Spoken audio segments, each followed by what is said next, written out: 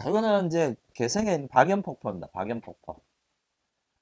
박연폭포는 뭐 굉장히 깊은 산 속에 들어가지 않고 있는 폭포로서는 규모도 있고, 어, 좋은 이제 멋있는 폭포 중에 하나죠.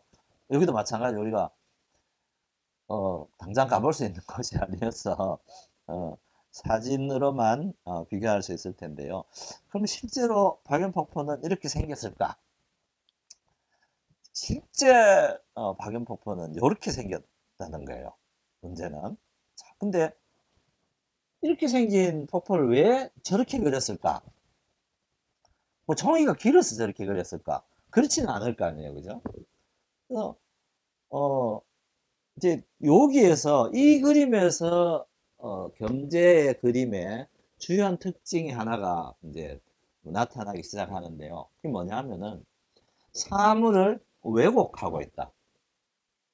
그러니까 우리의 풍경, 경치를 좋은 경치를 그리기는 한데 이걸 있는데 굳이 그대로 그리지 않고 어, 왜곡하고 있다. 그래서 왜곡이라는 표현은 약간 부정적으로 부정적으로 의미 지어질 수 있어서 완곡하게 바꾸면은 왜곡이 아니고 과장되고 있다. 과장. 그러니까 미술사에서는 이걸 영어로 쓰면 deformation, 그 변형, 원래 형태를 다른 모양으로 강조하거나 생략하거나 해서 변형시키고 있다. 이 풍경은 실제로는 많이 변형이 된 거죠. 그래서 어떻게 변형이 됐냐? 이렇게 변형이 된 거죠. 그래서 이제 요즘은 기술이 좋으니까 사진을 그냥 쫙 당겨버리면은 우리가 이제 인쇄업 하는 사람들을 용어로 이걸 짱구 만든다 하는데 짱구를 시키면은 이렇게 이미지가 거의 비슷해지죠. 그럼 왜 이렇게 했을까? 제가 보기에는 박연폭포의 실제 모양을 그리기보다는 박연폭포의 느낌을 그리는데 더 중점을 두지 않았을까? 폭포가 실제로 아까 우리 사진으로 이 폭포가 굉장히 이렇게 사진으로 보면은 웅장해 보이진 않잖아요.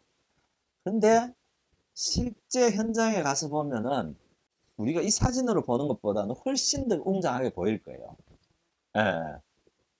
그러니까 실제로 그 폭포 밑에 가서 봤을 때의 느낌이랑 우리가 관조적으로 이렇게 그냥 볼 때 느낌은 전혀 다르거든요. 그래서 오히려 정사는 그 당시에 거기에서 봤을 때의 느낌을 그림으로 표현하고자 하지 않았을까. 그래서 속칭 짱구화해서 아주 높은 데서 떨어지는 속도감이 있고 위압감이 더 큰 그런 느낌으로 표현했다라고 보여집니다.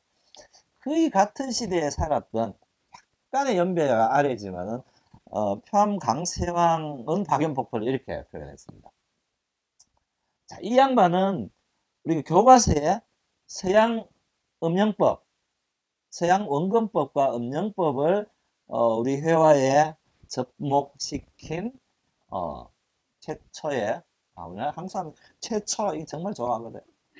최초의 사람이다. 사실은 이보다 앞선 공제윤두서의 정물화에 보면은 서양의 음영법을 적용시킨 그림이 이전에 있었습니다. 있었는데 그는 전면적으로 공제의 그림에 등장하지 않고 일부분 몇 작품에만 나오는 거에 반해서 현 강세왕의 이거는 이제 그 송도 기행첩이라는 책 화첩에 들어있는 그림 중에 하나인데요. 화첩이 통째로 그런 방식에 의해서 그려졌어요.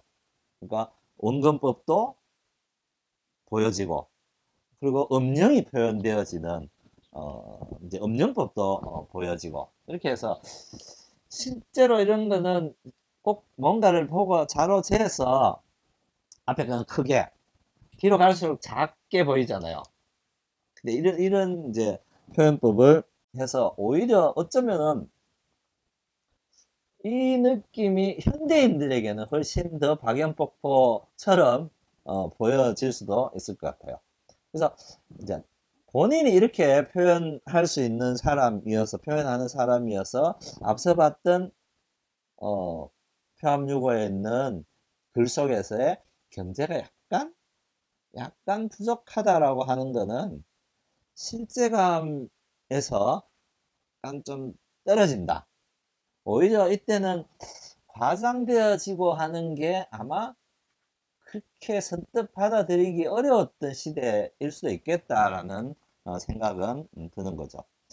이제 두 작품을 동시에 이렇게 비교를 해보면은 이런 데 보이는 돌의 느낌이나 이게 실제 이 훨씬 가깝죠. 강세왕의 그림에 보면은 돌주름이라든가 여기서 내려오는 밋밋한 바위에 어, 아주 매끄러운 흐름 이런 것들은 여기 훨씬 가깝고 자, 이 겸재 그림은 밑에서 보고 막 이렇게 시원하게 내려오는 그런 느낌으로서는 훨씬 더 강하게 와닿는. 그래서 이제 저는 이제 이 두 개의 그림을 보고 이렇게 이제 평을 해보는데요. 뭐냐 하면은, 우리 서울 가본 놈과 안 가본 놈 이야기 있잖아요. 그러니까 이 그림을 딱 보고 가본 놈과 안 가본 놈의 이야기처럼 그래서 송도의 박연폭포는 안 가본 사람이 두 그림만 보고 상자에게 전달을 만약에 하려 치면은 경제 그림을 보고 전달하면은 훨씬 더 생동감 있게 전달할 수 있을 것 같아요. 그 느낌을 뭐 하늘 같은 높은 데서 막 뭐 물줄기가 막 내려오는데 막 어땠다 이렇게 표현할 수 있을 것 같고 반대로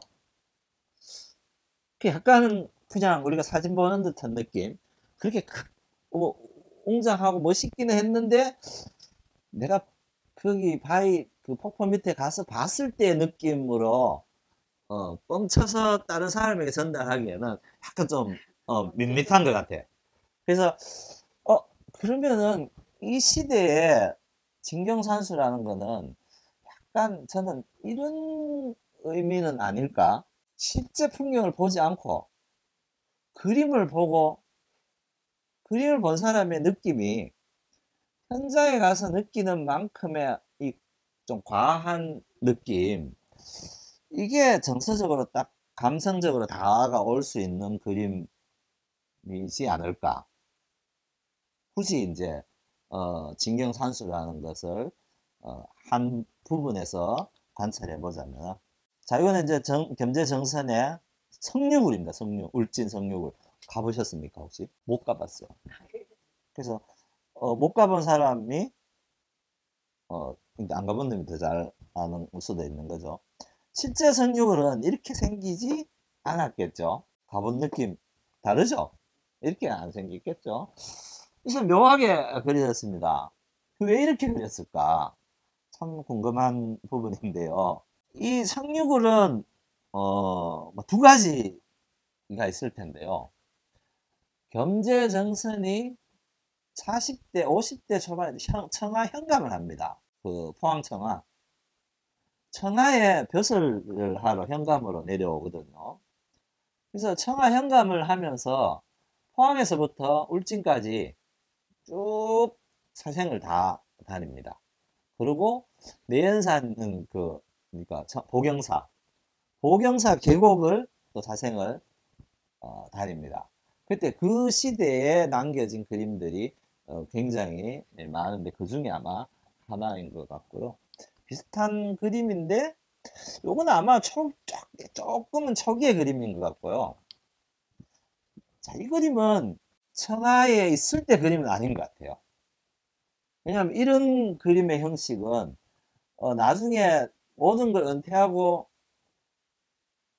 서울에 와서 말년에 살 때 그 동네에 그림을 그릴 때 나타나는 표현 방법이거든요, 이게. 그러니까 뒤에 볼 인왕재색도 청풍계곡 그려놨는 그림들 같은데 보면은 이 바위를 그리는 준이 붓을 여러 자루 겹쳐서 옛날에는 편필 같은 게 없었을 테니까 아마도 봉필을 여러 개를 겹쳐서 붓이 하나처럼 나올 수 있게 썼을 거예요. 그래서 그렇게 해서 큰 붓으로 한 번에 넓은 면을 이렇게 칠하는 이런 방식의 표현은 경제의 말기에 나중에 노년에 나오는 표현법이니까 아마도 이거는 서울에 와서 과거의 기억을 살려서 다시 그린 쪽이 아닐까라고 생각이 되어지고요. 자, 그러면은 경제는 이렇게 그렸는데 다른 김홍도는 정조의 명을 받아서 동해안 일대를 사생을 하고 오는 기행을 떠납니다. 아까 이야기했던 표암이 금강산을 갔을 때 김홍도가 50일간의 일정을 가지고 밑에 이제 울진에서부터 저기 통진, 금강산 북쪽까지를 모든 지역의 명성, 그든 이제 어찌 보면은 명성이라기보다는 해안 정자를 그려오는 게 원래 임무였어요. 그러니까 해안 정자라는 거는 명성지이기도 하지만은 군사적으로 중요한 요충지여서 아마도 그런 군사적인 이유로 임무가 그렇게 주어졌는데 기록을 보면은 가는 김에 금강산도 갔다 오면은 좋을 게 아니냐라고 이제 임금한테 막 이제 대신들이 해서 그러면은 가서 금강산도 같이 그려오라 이렇게 해서 이제 금강산과 동해안 일대를 그린 이제 어, 그림을 그렸는데요. 이게 이제 단원 김홍도의 울진 성육을 그립니다. 여기 보면은 이게 현장 스케치본입니다. 먹으로만 이제 그렸고 여기는 채색이 안 들어있죠. 그래서 아마 두루마리로 만든 스케치, 요즘으로 보면 스케치북이겠죠. 스케치첩을 가지고 두루마리를 가지고 이렇게 한 폭씩 계속 그려나가는 사생첩인데 그래서 여기 아주 세세하게 그려진 석류굴의 모양이죠. 바위 모양 쪼가리 하나하나까지 이렇게 다 그려놨고 이걸 가지고 돌아와서 금강사군첩이라는 이제 화첩을 기행 화첩을 만듭니다. 그 속에 요걸 다시 그린 그림을 여기는 이제 목으로도 그리고 채색도 다 들어있죠. 아주 섬세하게 이렇게 그려진 성육을 그렇게 보면은 사실이라는 거는 경제정선의 그림은 사실 사실로부터 많이 떠나 있죠. 성육을만 놓고 보면은 원래 성육울의 모양은 자, 사진으로 보면 이렇습니다. 이게 이제 아까 그 흐르는 옆에 지나는 개천이었을 테고요. 옛날에는 물이 이렇게 안 흘렀겠죠. 이 엄청난 크기의 바위산이라는 느낌을 이제 겸재정선은 아까 이 그림처럼 이렇게 표현했고 다른 김홍도는 밑에서 아주 가까이서 보는 바위산을 아주 세밀하게 표현해냈는데 이게 또 어마어마하다는 표시를 해주기 위해서 여기는 보면은 사람을 그려놨잖아요. 아주 조그마한 사람 있고 그 성욕을 돌산은 엄청 크게 이제 그려져 있는 거죠. 그래서 여기 이제 그래도 김홍도가 본 이치에서 가장 근접한 사진이 있어서 하나를 근데 요즘은 뭐 다 이렇게 이제 개발하고 깨끗하게 만들어 놨으니까 옛날 경치는 뭐 없겠죠. 예. 예, 이거는 이제 청하 보경사가 있는 내연산이라고 하죠. 거기에 용추, 삼용추, 폭포. 그러니까 폭포가 1폭, 2폭, 3폭 이렇게 돼 있는 한꺼번에 이렇게 있는 거를 물론 이게 한 자리에서 안 보입니다. 그죠? 보통 우리가 1폭포, 2폭포, 3폭포는 꽤 떨어져 있습니다. 꽤 떨어져 있는데 문제는 이런 거죠. 이제 우리가 진경산수라고 그게 뭐 그 용어가 맞나 안 맞나는 이제 차치하고 우리 그림을 볼 때 그럼 왜 한꺼번에 안 보이는 걸 이렇게 갖다가 한 그림 안에 집어넣어 놨냐 이 문제가 사실은 현대의 그림에서는 해석하기가 어려운 부분이잖아요. 왜 안 보이는데 왜 그리냐고. 근데 이제 조선 동양의 회화라는 거는 보여서 그리고 안 보여서 안 그리는 게 아니라는 거죠. 그래서 표현을 하는 방법이나 표현의 대상이 눈에 보이는 가시적인 것을 그리는 게 아니고 실제 존재하는 것들을 그리고자 하는 걸 목적을 하였기 때문에, 그래서 일폭포는 아래에 있고 이폭포는 산 넘어 두 개 넘어 있고 삼폭포는 또 산 두 개 넘어가 있으면은, 자, 일폭포하 있고 산 넘어 폭포 있고 또 산 넘어 폭포 있고 산 넘어 폭포 있게 그려주면 줄 수 있다는 거죠.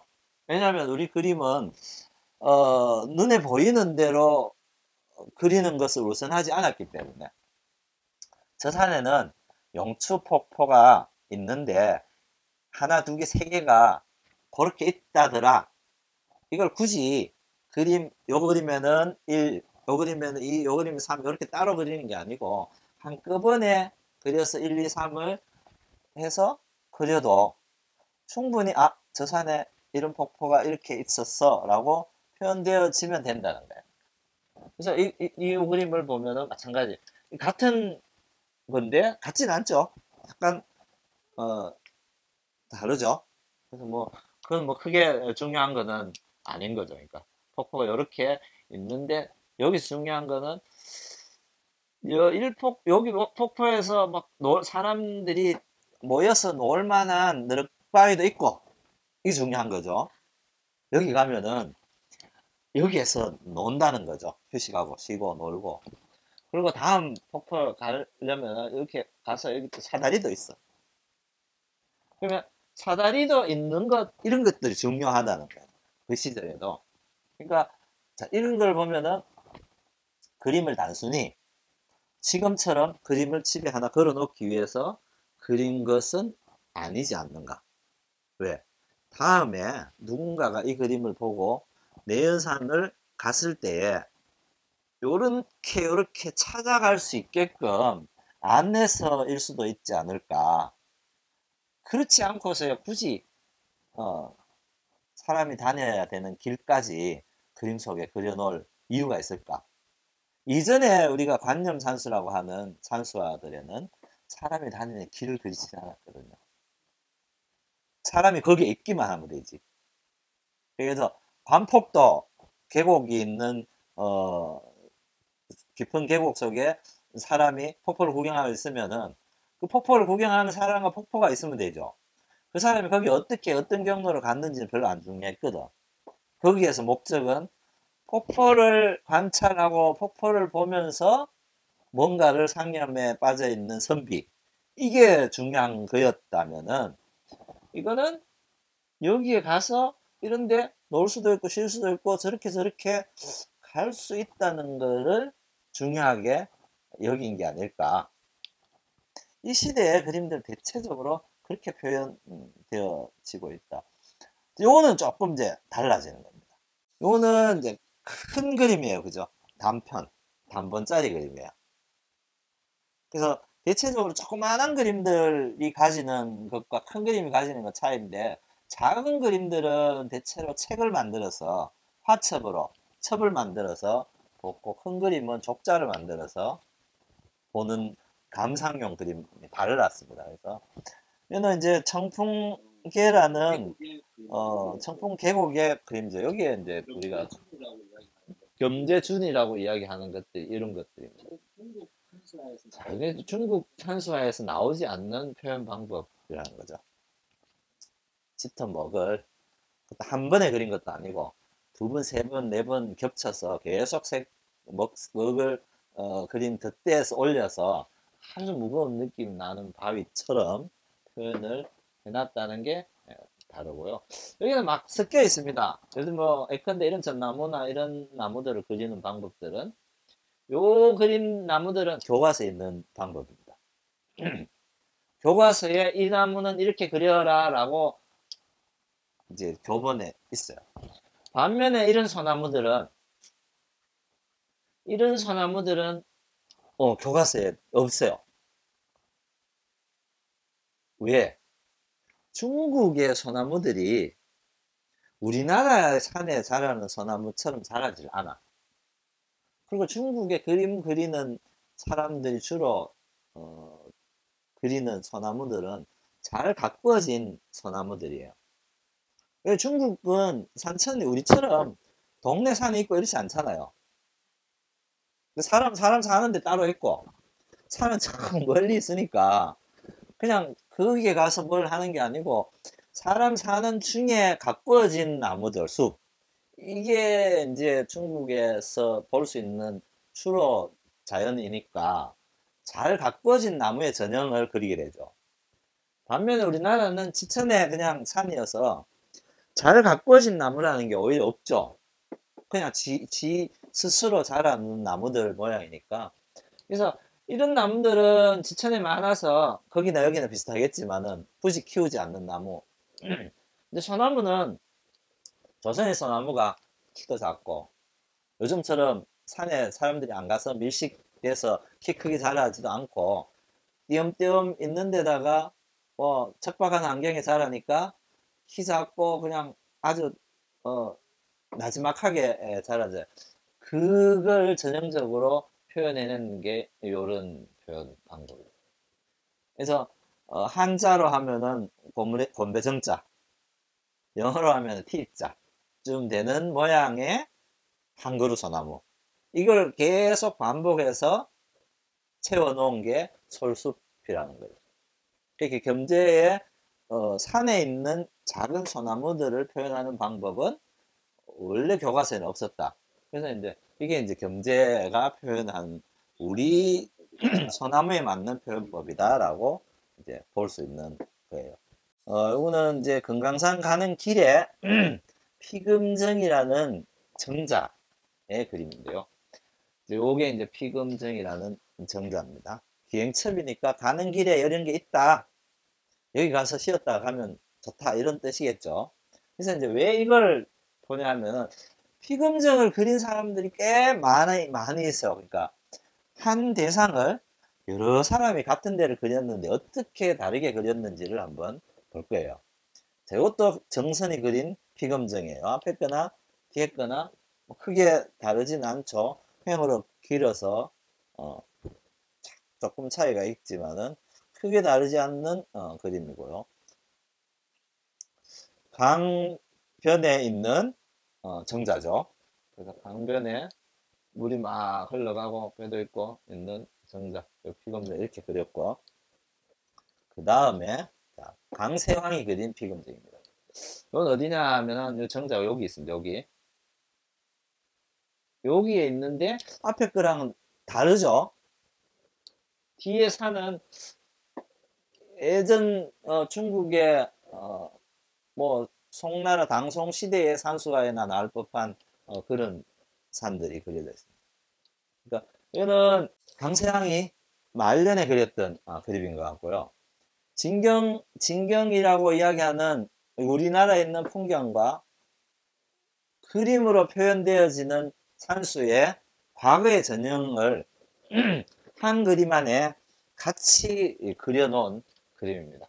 그래서 이건 이제 앉아서 기억을 더듬어 이 그림을 그린다. 이렇게 돼 있죠. 뒷날 나중에 그래서 어, 자세한 기억은 아니지만 어쨌든 차곡차곡 더듬어서 그린다라고 되어 있고 자 여기 보면은 아까 그 피검정이라는 거 이 이제 정자가 이렇게 있잖아요.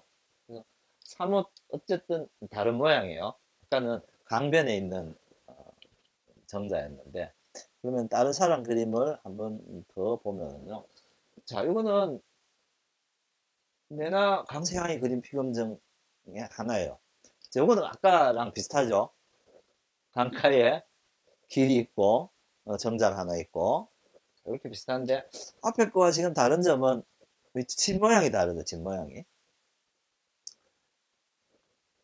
앞에는 맞배 지붕으로 되어 있는 사각 지붕이었고 이거는 지금 육각이에요. 육각 그죠? 육각정자예요. 육각정자. 그래서 이제 집 모양이 일단 달라졌어요. 자, 김홍도의 피금정도입니다. 여기 이제 아까 봤는 사생 스케치 첩이고 이 스케치를 바탕으로 그림을 그린 게 되겠죠. 여기도 보면 육각정자입니다. 자, 이거는 실제로 김홍도가 사생하면서 사생을 했으니까 가장 실제 모습에 가까운 거겠죠. 있는 그대로 그려놓은 거니까. 자, 이거는 이인문이라는 사람의 피검정입니다. 이인문은 김홍도의 친구인데 사람이 금강산을 다녀왔는지 피검정을 갔다 왔는지는 알 수는 없지만 어쨌든 김홍도의 피검정에 나오는 정자와 모양은 비슷합니다. 그죠? 나무 모양은 다 다르죠. 한꺼번에 넣어봤습니다. 자, 이 그림은 숲의 모양으로 봐서는 여름은 아니겠죠. 나무 잎이 하나도 없는 걸로 봐서는 늦은 가을이거나 아니면 아주 초봄이거나 겨울이거나 그럴 테고요. 당연히 여름의 풍경입니다. 근데 이제 다 이렇게 이제 한꺼번에 나와본 거는 요 세 개는 육각 지붕 정자예요. 요 세 개는 사각 정자, 사각정. 왜 이렇게 그려졌을까? 이게 중요한 것은 아니었을까? 아니면은 우리가 진경산수라고 사생을 했고 실경이라고 이야기를 하지만은 요즘은 그림을 다른 사람이 찍은 사진을 갖고 그림을 그리기도 하잖아요. 다른 사람을 그린 그림을 갖고 그렸을 수도 있겠다.